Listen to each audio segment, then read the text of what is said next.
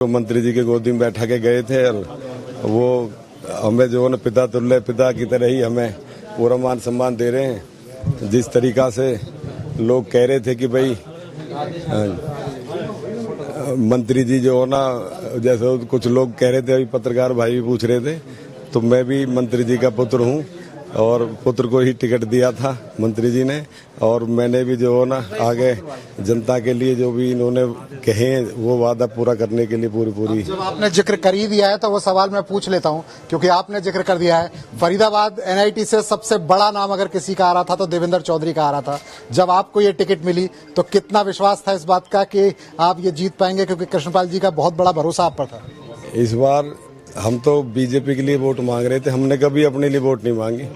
हमने कभी ये नहीं कहा भी हम टिकट मांग रहे हैं। तो ये तो हमने तो मंत्री जी के ऊपर ही छोड़ा हुआ था। हम तो जब देवेंद्र जी का नाम आया तो हम देवेंद्र जी के लिए तैयारी चालू कर दी थी हमने तो।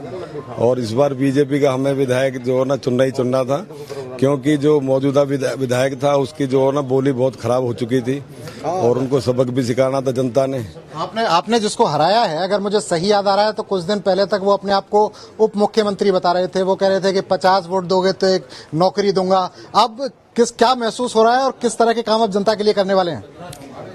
देखो, मंत्री जी ने जो है एनआईटी के लिए बहुत बड़ा सोचा है और पानी की समस्या को दूर करने के लिए मंत्री जी ने फाइल भी बनवा दी है।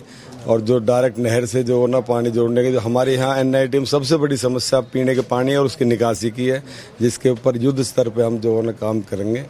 और मंत्री जी का पूरा आशीर्वाद मिला है। हाँ, आज क्या करने आए मंत्री जी को, किस तरह से आपने आशीर्वाद लिया मंत्री जी का? मंत्री जी का आशीर्वाद लेना है। हमारे पिता तुल्य हमारे बड़े भाई हैं और पिताजी ने हमें जो उनके गोदी में बैठाया था, उन्होंने हमें पिता का आशीर्वाद रूपी हमें दिया है, जो आप देख भी रहे हैं।